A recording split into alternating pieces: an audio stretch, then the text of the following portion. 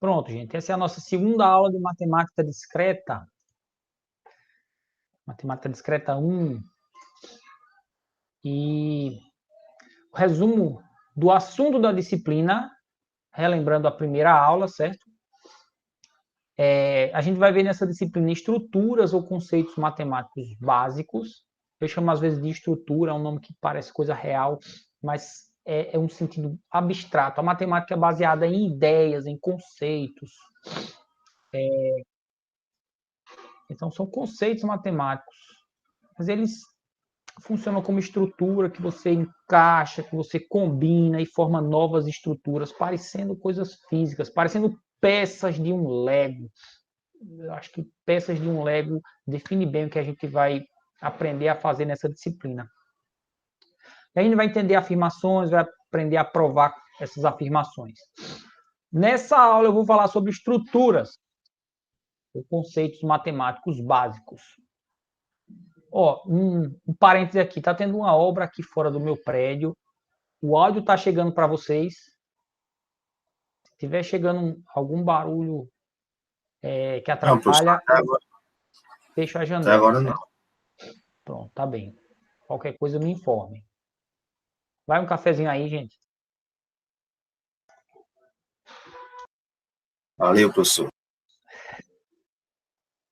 Brincadeira. Estou aqui acompanhando no café também. Pronto, aí cada um faz o seu e a gente toma um café juntos aqui. Então, nessa aula eu vou falar sobre estruturas matemáticas básicas, certo? Então, vou falar de 3 grupos de estruturas. Não são estruturas, cada um não é uma estrutura, não, são grupos. E no quarto eu vou falar como é que a gente cria novas estruturas matemáticas, certo?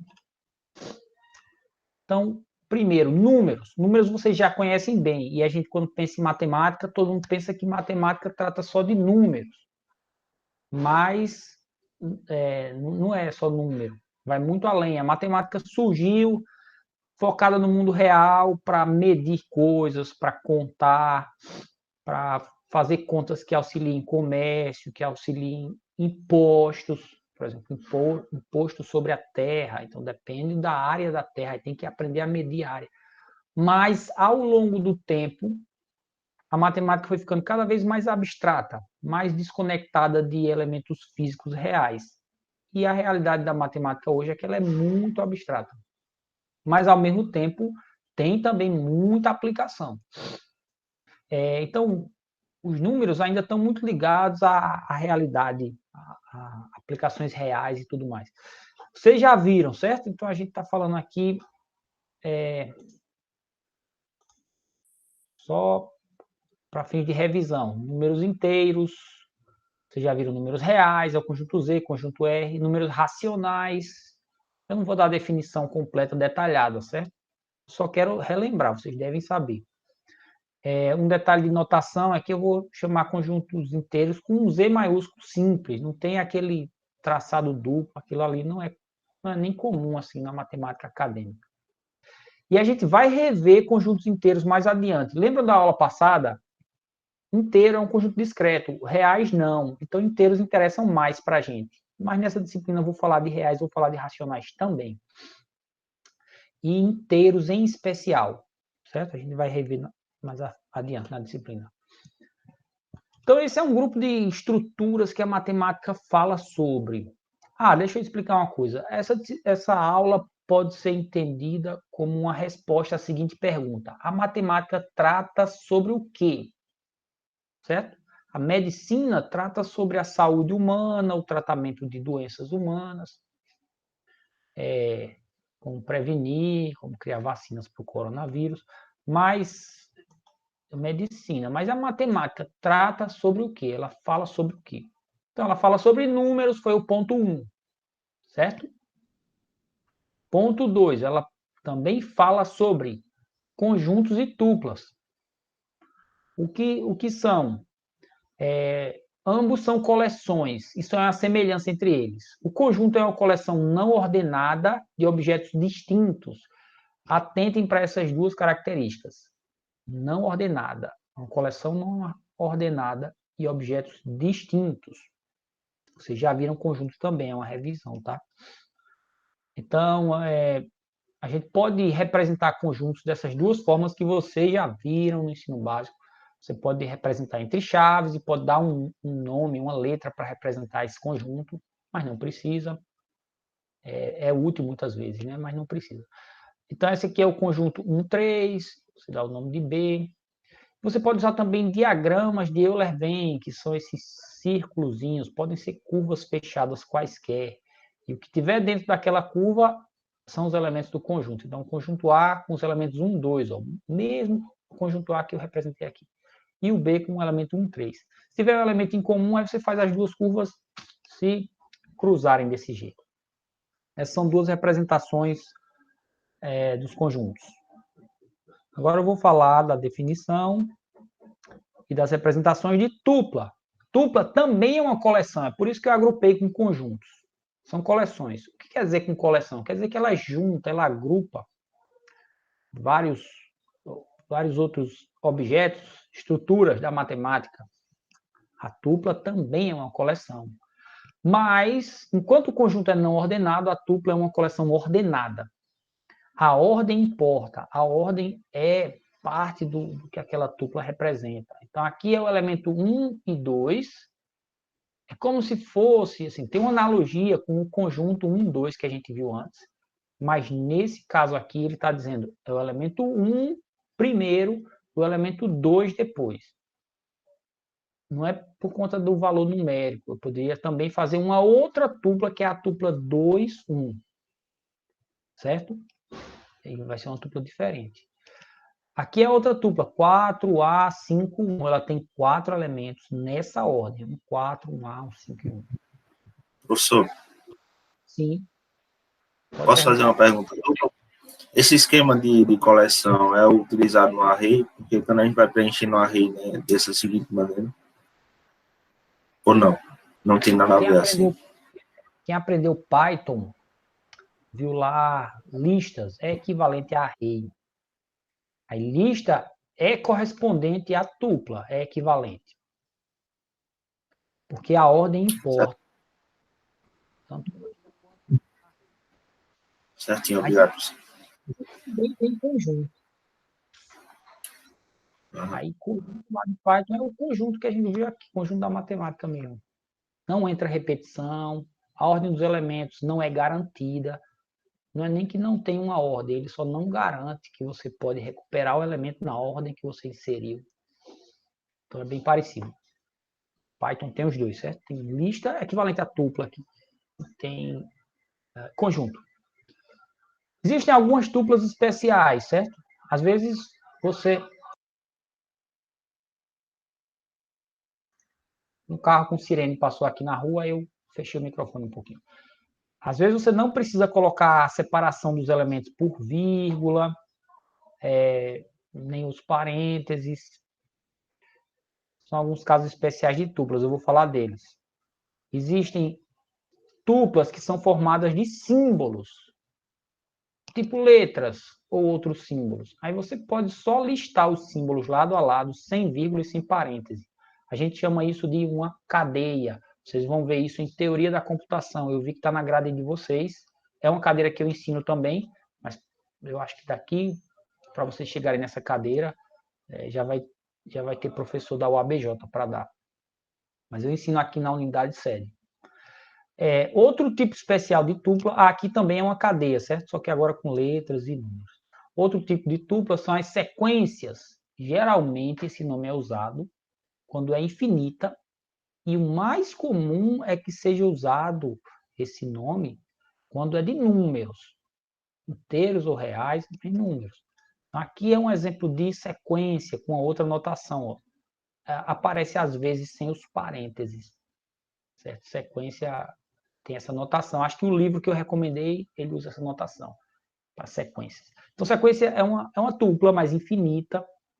Você não usa... Nem sempre se usa a representação com os parênteses, mas tem autor que... Então, entenda isso como nomes diferentes para a mesma coisa, para tupla.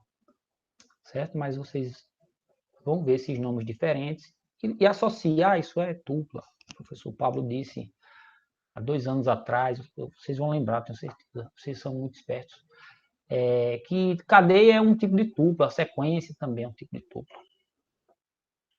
Tá bem? Olha só, propriedades dos conjuntos.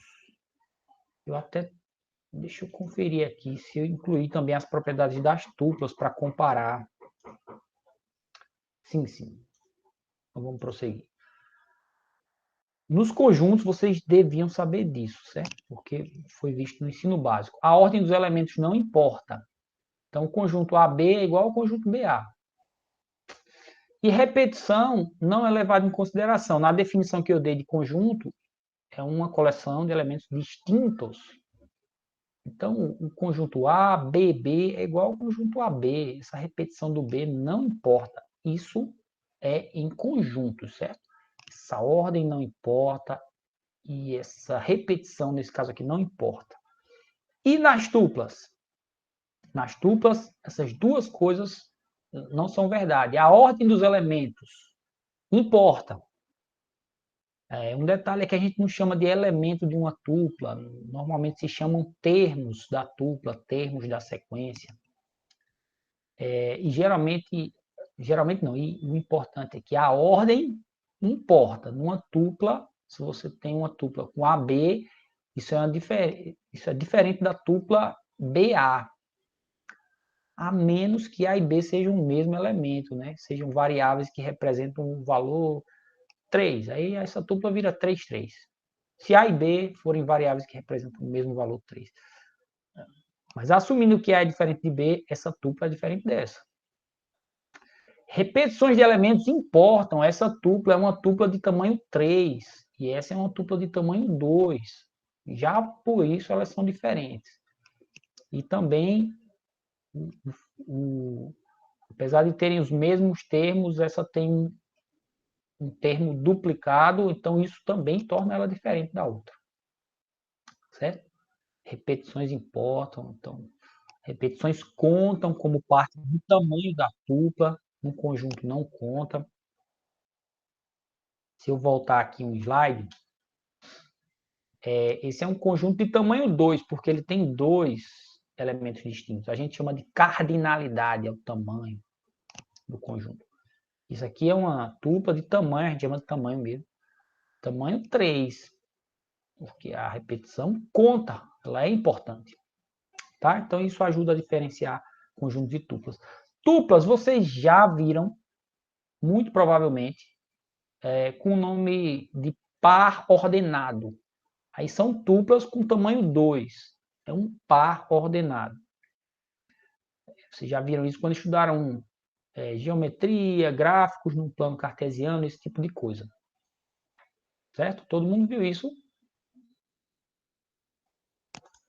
Sim. Sim. Pronto, joia. Essa aula, ela vai ter muita coisa que vocês já viram, né? Como vocês estão vendo. É uma revisão. Talvez algumas novidades, mas eu não quero que subestimem, certo? Prestem atenção, porque a partir dessa aula eu vou construir assim,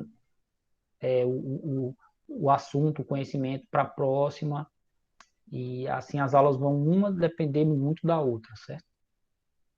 Como eu falei na aula passada.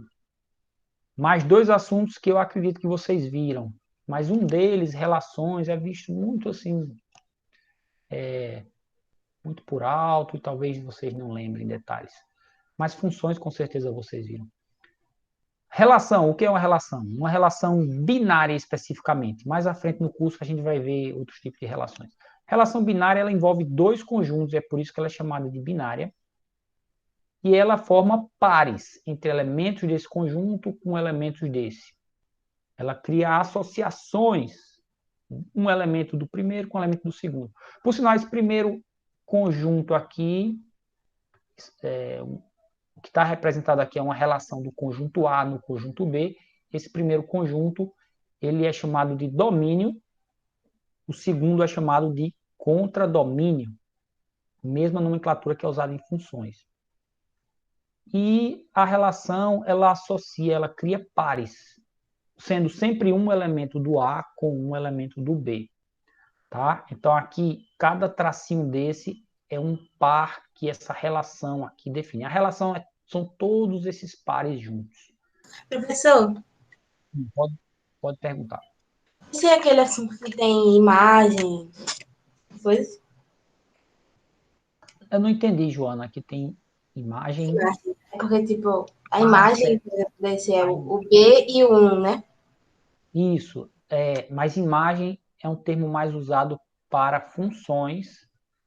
Vocês devem ter aprendido imagem de uma função. Aqui eu estou falando de relação, aí tem muita nomenclatura igual, porque um é um caso especial do outro, certo? Mas eu só vou falar de imagem mais adiante no curso, quando eu for dar uma aula sobre funções. Aí eu falo de imagem, conjunto imagem. Certo? Mas tem a ver. Então, na relação, é mais livre do que as funções, certo? A relação você pode associar qualquer um de A com qualquer um de B. Cada associação forma só um par. E tem que ser um elemento de A com um de B. Então, a gente representa assim, se o nome da relação for relação R, a gente representa assim, AR1, para dizer que o elemento Azinho está relacionado com o elemento 1zinho, eles formam um par. Aqui, BR1 quer dizer que o elemento Bzinho está relacionado com o elemento 1, e isso forma um par. BR2 é porque esse B aqui está relacionado com 2. Eu representei algumas dessas associações com essa notação aqui mais simbólica. Aqui são símbolos, os matemáticos gostam mais, e aqui é uma representação mais visual, que tem mais utilidade para ensino mesmo, didática. Onde vocês usam relações assim dentro da matemática? Existem um monte de conceito que são relações e vocês não são acostumados a pensar como relações, talvez. Por exemplo, menor que é uma relação entre números inteiros, racionais, reais, para todos eles. Então, por exemplo, você usa essa notação, ó, 1 menor que 2, 4 menor que 10, menos 5 menor que 0. É um tipo de... É como se fosse um... Relações em geral você pode pensar como um tipo de comparação, onde você... É porque a palavra é relação também. É uma relação que existe entre dois e você está afirmando. Essa relação acontece, ela é verdadeira, ela existe. Aqui eu estou dizendo, é verdade que o 1 é menor do que o 2. Aqui é verdade que o 4 é menor do que o 10. Toda relação tem essa ideia, você está relacionando um com o outro, associando. O menos 5 é menor do que o 0. Então, o menor que, ele é conceitualmente chamado de uma relação. Ele não é uma função, ele não é um número, ele é uma relação, ele é uma coisa na matemática. Pode ser estudada, que tem propriedades, ele é uma relação. É divisor de. Quando você diz 2 é divisor de 4, a gente vai ver aqui nessa disciplina um símbolo novo que vocês não conheciam, a menos que tenham estudado em alguma disciplina do ensino superior. Esse símbolo aqui, uma barra vertical, isso aqui é para dizer é divisor de. 2 é divisor de 4, não é? Vocês lembram do conceito de divisor? Então, a gente representa assim, 2 barra 4. 2 é divisor de 4. É a barra vertical, certo? Não é aquela barra mais inclinada, não. 3 é divisor de 120. 7 é divisor de 7. Todo número é divisor dele mesmo. Também a relação de subconjunto. Esse aqui... Professor, essa barra vertical também significa tal que, né? Existem muitos símbolos na Depende, né, matemática. de como é colocado. Tem muitos símbolos na matemática que vão ter mais de um significado. Dentro de uma notação de conjuntos, né? Tipicamente, ele quer dizer um tal que. É dentro da notação de construção de conjuntos. Certo? Aí tem símbolo que vai ter mais de um significado. Pelo contexto fica claro qual é. Subconjunto, eu acho que vocês viram esse símbolozinho sem esse tracinho embaixo. Mas no nível acadêmico, é mais comum o subconjunto ser representado com esse tracinho embaixo. Quer dizer que ele é subconjunto ou igual, dá essa ideia. Se você tirar o tracinho, isso quer dizer que ele é um subconjunto estrito. Ele é subconjunto e não pode ser igual. Então, veja, 1 é subconjunto desse conjunto, 1, 2. Lembram desse conceito? Entendem isso aqui? Sim. Então, Alguém não entende? todo mundo entende, né?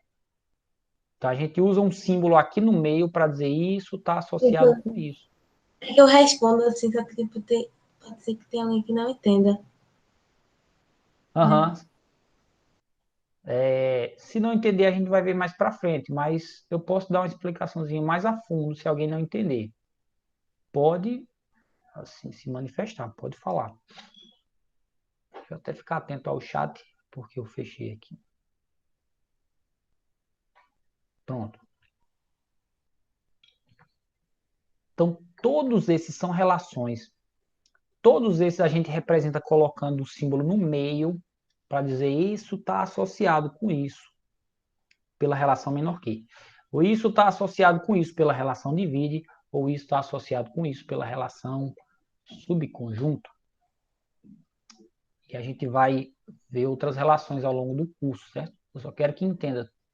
Esses símbolos aqui representam o quê? Uma coisa da matemática, uma estrutura matemática. E ela é uma estrutura do tipo relação. Função. O que é uma função? Vocês já estudaram funções. Eu podia deixar vocês responderem, mas eu passei o slide. Aí, vão filar, né? Função de x em y é um tipo de relação com uma propriedade especial, que ela obriga assim, a relação só pode ser chamada de função se cada elemento do conjunto X tiver um único elemento no outro conjunto Y. Eu antes chamei de A e B, porque A e B também é usado aqui, aí eu tive que trocar. Mas esse primeiro elemento, esse primeiro conjunto é o domínio, esse é o contradomínio, mesma nomenclatura nas relações e nas funções, só que nas funções, cada elemento daqui do domínio está associado a um único elemento do contradomínio. O elemento 2 só está associado a 1 do outro lado. O elemento 3 só está associado a 1 do outro lado. Ele garante isso do domínio X para o contradomínio Y, mas não garante no sentido oposto.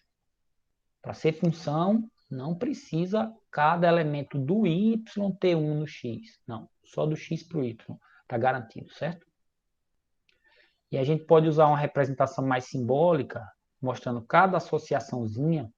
Se a minha função se chamar f, geralmente a gente dá um nome genérico para uma função de f, eu digo que o 1 está associado ao d assim, ó, o f de 1 é d.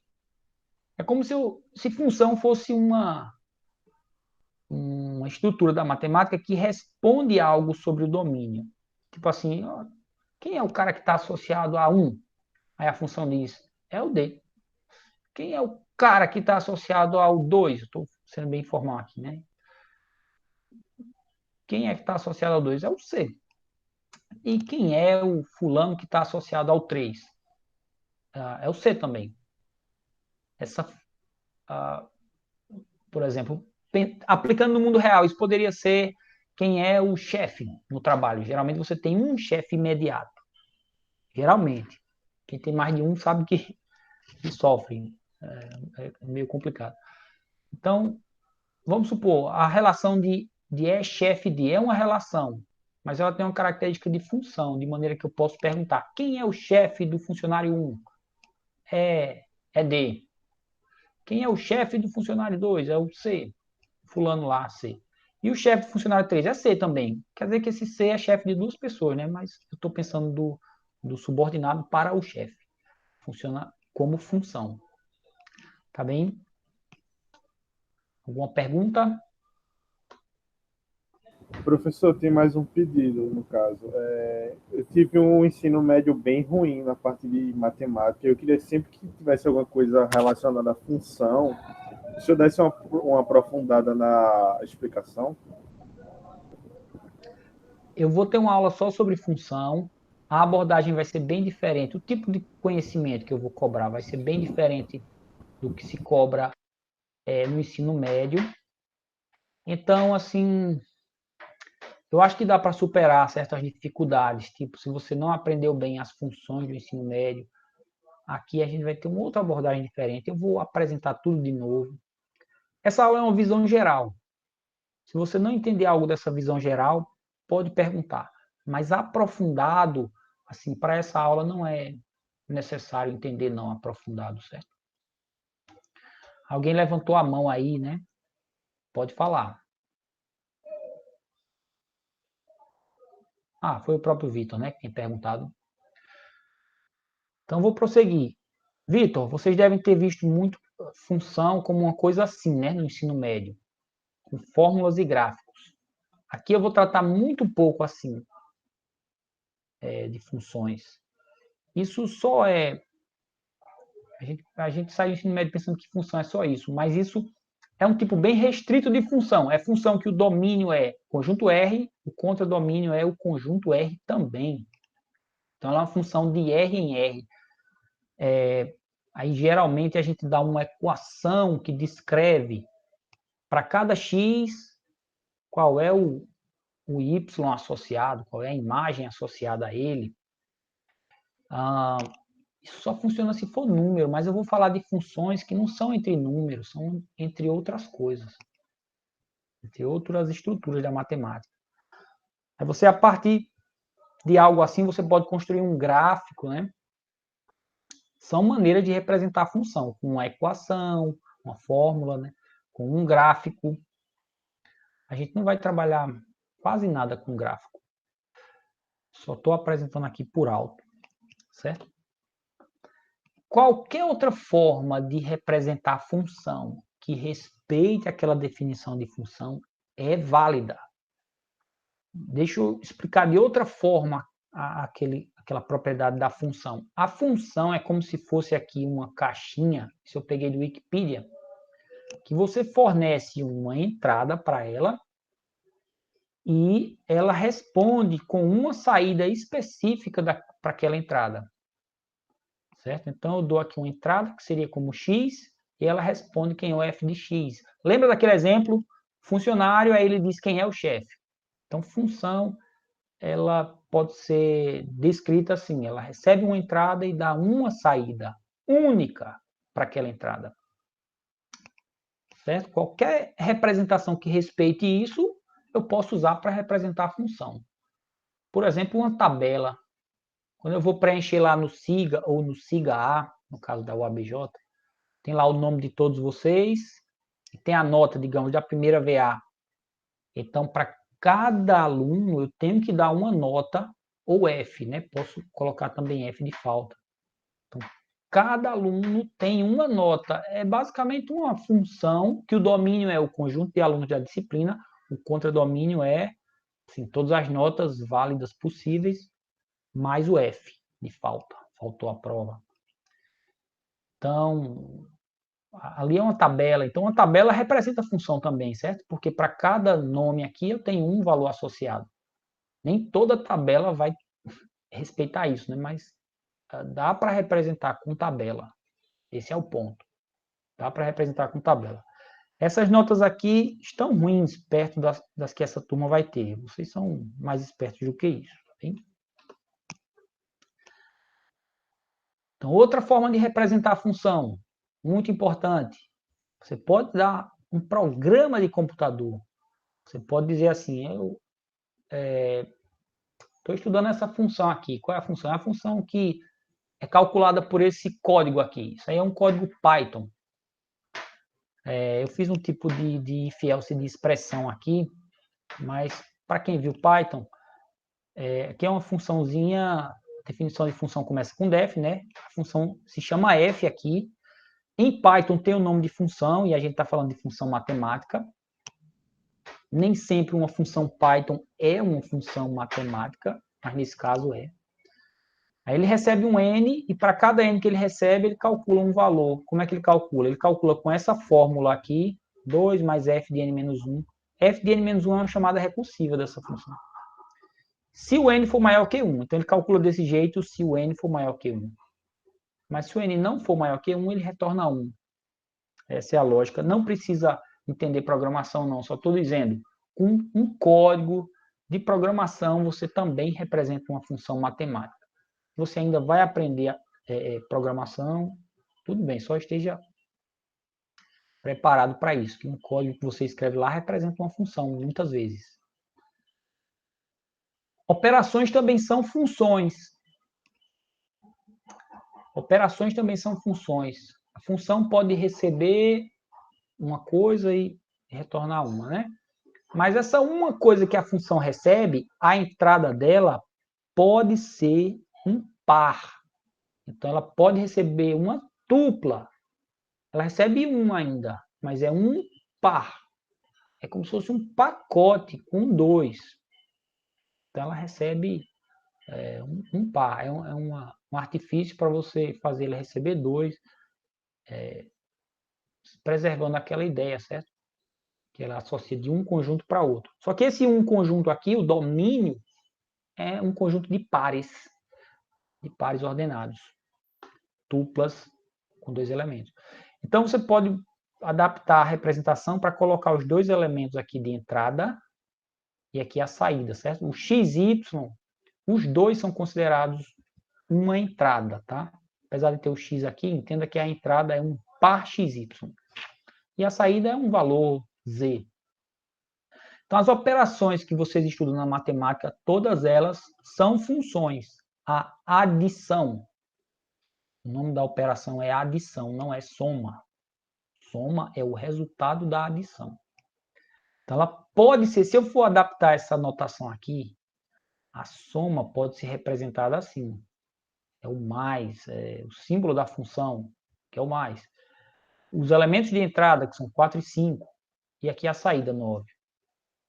Subtração também. União de conjuntos também é uma operação entre conjuntos. Ele é uma função. Você poderia usar a notação de função colocando o símbolo de união aqui, é o símbolo da função. Os 2 elementos de entrada e aqui o resultado. Só que a gente não usa essa notação, a gente usa uma melhor para esses casos, que é chamada de notação infixa. A gente pega o símbolo da operação, da função, e joga no meio dos 2 elementos. Aí fica mais bonitinho, mais simples. A gente usa essa notação infixa, mas entenda que isso é uma função que pega essas 2 entradas aqui, 4 e 5, e produz uma saída. O menos é uma função que pega essas 2 entradas, 4 e 5, e produz uma saída. Então, isso é outra maneira de representar funções quando ela recebe pares. A união pega o A e o AB, esses 2 conjuntos, e dá essa saída, AB. União de conjuntos, né? Vocês devem lembrar. Certo? Então, as operações são funções e tem uma representaçãozinha também especial, que vocês já usam, só quero que associe. Tem uma notação diferente, mas é função. Tá bem? Gente, de vez em quando tem uns barulhos, teve novamente, tá vazando para vocês, porque se tiver o fecho ali a janela. Tá vazando não, pode continuar. Beleza, obrigado aí pela resposta, vamos continuar. Ok, deixa eu fazer agora uma pergunta, um parêntese. O que é que um programa de computador calcula? Onde tem programa de computador, se você já estudou o assunto, pode pensar algoritmo. O que é que um algoritmo calcula? Associando com algum conceito matemático. Ele calcula o quê? De maneira genérica, o que é que um programa qualquer calcula? Que conceito matemático pode ser associado? Por exemplo, alguns de vocês têm muito talento, vão trabalhar no Google. Outros não vão passar no Google, aí vão para o Facebook, para a Amazon, certo? É difícil dizer qual é o melhor, né? Assim, qual é o mais famoso, mais poderoso. Bem, aí vamos supor que você tem que trabalhar no Google lá, no Google Maps, para calcular o melhor caminho. Claro que já está pronto, né? Mas eu estou pensando se fosse lá na origem, no começo. Você diz a origem, diz o destino, e tem aquele mapa da cidade, né? E agora o seu programa, que vai funcionar lá no Google, tem que calcular esse caminho da origem até o destino. A gente pode descrever o que o seu programa vai fazer. Eu estou falando sobre o que ele vai fazer, não como. Eu posso descrever o que ele vai fazer, que problema ele vai resolver da seguinte forma. Problema que você vai ter que resolver programando é o problema de receber como entrada uma tripla, quer dizer, uma tupla com 3. Essa tripla é composta pelo mapa, pelo ponto 1 naquele mapa e o ponto N naquele mapa, quer dizer, a origem e o destino naquele mapa. E a saída do seu programa tem que ser uma tupla também, de tamanho qualquer, que diga todos os pontos por onde o usuário deve passar para chegar no destino. Então, isso aqui seria a especificação do problema que você vai resolver. Ele recebe uma tripla e dá como saída um caminho, né? Só que na forma de uma sequência de passos, uma tupla. Essa tupla representa o caminho da origem até o destino. Então você vai ter que resolver isso, vai ter que criar um programa de computador que, dada uma entrada assim, responde com uma saída. Entenda o seguinte, nesse caso, ignorando trânsito, ignorando características dinâmicas. Se for um mapa estático, parado. Entenda que isso aí é uma função. Toda vez que eu der a mesma entrada, você vai dar a mesma saída. Para cada entrada, uma saída. Assim, tem mais de um caminho, de um ponto para outro, mas vamos pensar que ele dá o menor caminho. O menor em termos de distância. O Google Maps, hoje em dia, ele é dinâmico, ele considera o trânsito, o tempo que você leva e dá o melhor em termos de tempo. E, na verdade, ele dá mais de uma opção. Mas, antigamente, no começo, ele era mais engessado. Ele ia pela distância. Eu acho que ele não dava mais de uma opção, eu não lembro. Mas, nesse caso mais simples aqui que eu estou explicando, cada entrada dessa vai ter um menor caminho. Um menor. Tem mais de um caminho, mas um deles é o menor. Então, o seu programa vai calcular isso. E isso aí é característica de uma função. Então, a gente pode dizer que o que é que os programas de computador fazem, o que é que eles calculam? Eles calculam funções, eles representam funções. Foi o que você falou, né, Joana? Foi. Então, o programa de computador ele calcula funções. Um algoritmo calcula ou representa uma função matemática. E na teoria da computação é estudado assim. As funções que podem ser representadas por algoritmos. Só que aí lá é dada outra nomenclatura também, eu não quero complicar não para vocês. Mas pode ser... Algumas áreas da teoria trabalham exatamente assim. Quais funções podem ser calculadas por algoritmos? Então é isso. Entenderam até aqui, gente? Querem fazer alguma pergunta, algum comentário? Eu vou passar agora para o ponto 4 e último da nossa aula. Esse 3 aqui sobre relações e funções é o mais complexo, mais rico, mais difícil, se é que dá para chamar de difícil. Querem fazer alguma pergunta?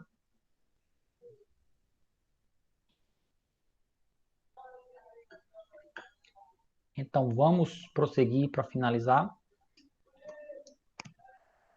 Essas estruturas aí são as mais básicas da matemática. Você pode criar novas estruturas arbitrariamente, assim, sem limite. Boa parte do trabalho de um pesquisador da matemática assim, em algumas áreas, mais do que em outras. A matemática tem vários ramos, né? Então, em alguns ramos, é ele criar novas estruturas usando essas e com novas propriedades e estudar.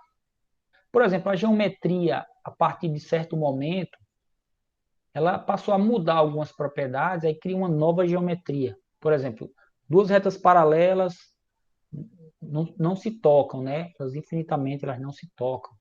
Duas retas no plano, paralelas. Aí tem geometria que estuda, não, duas retas paralelas, elas se tocam em... Quais são as duas variantes?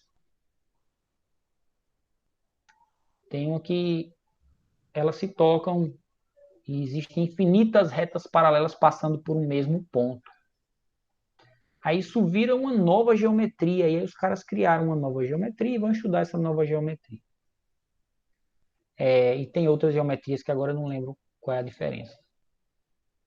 Então, na matemática é feito muito isso. Você cria uma nova coisa, uma nova estrutura, usando as anteriores, modificando, e vai estudar. Então, você pode criar novas estruturas. Você só precisa definir. Definir é explicar e dizer assim, estou criando. Meio que criar e explicar. E, geralmente, elas são definidas combinando essas estruturas anteriores ou combinando outras que já foram criadas a partir dessas estruturas anteriores que eu mostrei. Você vai dizer como é essa combinação e muitas vezes você diz propriedades. Não, eu combino um conjunto com uma tupla assim assado e tem algumas propriedades que muitas vezes são chamadas de axiomas. São propriedades básicas assumidas por definição. Então eu crio uma estrutura, digamos, vou criar a estrutura matemática nova. Vou chamar ela de, sei lá, de tijolo. Aí o que é um tijolo? Tijolo é uma tupla que combina um conjunto com um número real, com não sei o que lá, certo? Com a seguinte propriedade: o número real tem que isso e aquilo outro. Aí essas propriedades são axiomas, são assumidas por definição. Toda vez que eu falar de tijolo, você sabe, tem aquela propriedade, certo? Deixa eu dar um exemplo de uma estrutura. Será que está no próximo slide? Espera um pouquinho, deixa eu ver se ele não carregou. Quando eu comecei a apresentar, eu ainda estava editando esse último slide. Um exemplo é um grafo. Esse exemplo forma uma área da matemática assim, riquíssima, com aplicações. A gente usa isso para calcular o menor caminho, por exemplo, para o Google Maps, aquele problema que eu mostrei antes. Então, a área é super rica, importante, que eu dou aula de disciplina sobre isso também. Eu dou uma disciplina sobre isso. Um grafo. Isso é a definição, certo? Eu estou criando. Grafo é uma definição, quer dizer assim, conceito novo aqui. O nome que eu estou dando é grafo. E eu digo que G é um grafo se ele for um par ordenado, onde o primeiro elemento eu vou chamar de V e o segundo de E, para poder explicar melhor. E esse primeiro elemento é um conjunto qualquer. E o segundo elemento é um conjunto de pares daquele primeiro. Pronto, isso é um grafo. Até poderia dizer que é uma relação também desse conjunto V. Aí isso forma um grafo. Na verdade, tem mais de uma maneira de... Tem mais de um tipo de grafo. Tem vários. Cada um com sua definição. Mas deixa eu fazer aqui com vocês o que seria um grafo, por exemplo. Eu tenho um conjunto aqui de... vamos trabalhar com números. 2, 3, 4, 5, 6. 7. Pronto. Esse é o conjunto que eu vou trabalhar aqui. Vou chamar esse conjunto de V. E eu vou agora formar pares entre esses elementos aí. Do jeito que eu vou formar aqui, pares, eu vou trabalhar com tuplas, que a ordem importa. Aí esse grafo, na verdade, seria um grafo direcionado, mas para essa disciplina vamos falar só de grafo. E eu vou relacionar esses elementos assim. Qual elemento é divisor de qual? Assim, o 2 é divisor do 4. Só para ter um critério, mas não precisa ter critério específico, não. Pode ser arbitrário. O 2 é divisor do 6 também. O 3 é divisor do 6. Todo elemento é divisor dele próprio, mas eu não vou me alongar, não. Vou deixar só isso. Pronto. Eu tenho um conjunto V. Ele não precisa se chamar de V, não. O ponto é assim, eu tenho um conjunto de referência e tenho um outro conjunto com pares desse primeiro. Então, eu posso juntar isso tudo e formar um grafo e tratar isso como grafo. O meu grafo agora vai ser o grafo G1, vamos dar um nome aí. O grafo G1, formado com esses dois, a partir desses dois conjuntos. E aí, a partir do momento que eu junto esses dois e trato como um grafo, existem vários teoremas sobre os grafos que se aplicam, e eu posso usar esses teoremas. Existem várias propriedades assim, provadas, algoritmos trabalhando em grafos que eu posso aplicar. O ponto é esse, certo? Eu criei uma nova estrutura chamada de grafo. Criei uma nova estrutura a partir das estruturas anteriores. Eu combinei conjunto com tupla. Isso aqui, veja só, que curioso. Isso aqui é uma tupla, um par, uma tupla de 2. Onde o primeiro é um conjunto e o segundo é um conjunto de pares. Então, isso é uma tupla de conjunto com um conjunto de tuplas. Uau! Mas aí é assim, certo? Depois você pode usar um grafo para criar uma outra estrutura em cima do grafo. E as definições vão assim, crescendo a partir das básicas. Como última informação dessa disciplina, na verdade, todas essas estruturas que eu apresentei aí, inclusive números inteiros, números racionais, reais eu já fico em dúvida, mas números inteiros, racionais, etc., duplas, todas elas podem ser definidas a partir de uma só, a partir de conjuntos. Existe na matemática assim, uma tentativa de definir toda a matemática a partir de uma coisa mais básica possível. E essa coisa mais básica, uma das propostas são os conjuntos.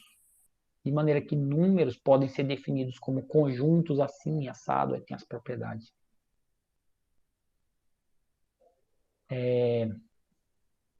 Então é isso. A matemática toda, a gente pode dizer, ela trata sobre o quê? Não é sobre seres humanos, saúde, não é sobre animais. Ela trata sobre conjuntos. É uma resposta possível. Conjuntos e coisas definidas a partir dos conjuntos. Bruno, estou vendo sua dúvida aqui no chat. Pode-se dizer que grafos são subconjuntos de um conjunto já existente, é isso? Não, ele não é um subconjunto, não. Eu crio um novo conceito, certo? É uma ideia nova. Mas eu crio a partir de onde? Dos conceitos que já existem. Conjuntos, duplas. Então, ele, de maneira mais externa, o grafo é uma tupla, com dois elementos, V e E. Mas se você for olhar o V e o V é um conjunto, o E é um conjunto. Mas o E é um conjunto de pares, um conjunto de tuplas. Então, ele é construído, certo? Imagine bloco Lego. Então, você tem um bloco que é tupla, um bloco que é conjunto. O que é um grafo? Um grafo é uma combinação de tupla com conjunto, assim. Uma combinação de vários blocos. Mais preciso. Dizer que são subconjuntos, não, porque ele não chega a ser um conjunto. Externamente, ele é uma tupla. Certo? Alguma pergunta? Alguma pergunta mais? Isso cobre bem assim, a nota de aula 2. encerro o que eu queria passar para essa aula e cobre bem aquela nota de aula. Então, não vou precisar divulgar nessa semana nenhum vídeo complementar. Vocês marquem como assistidas as aulas síncronas. A primeira já está lá, se eu não me engano. Essa segunda eu vou colocar ainda hoje o vídeo. Aí se você já está assistindo, você só vai lá e marca como concluída no Google Classroom. E leiam as 2 notas de aula, pelo menos dê uma olhada, porque muito do que está lá eu já falei aqui, aí vai ser uma leitura fácil. E marque também como concluída, para você receber presença, certo? É isso. Nos encontramos novamente na quarta-feira. Interromper a gravação.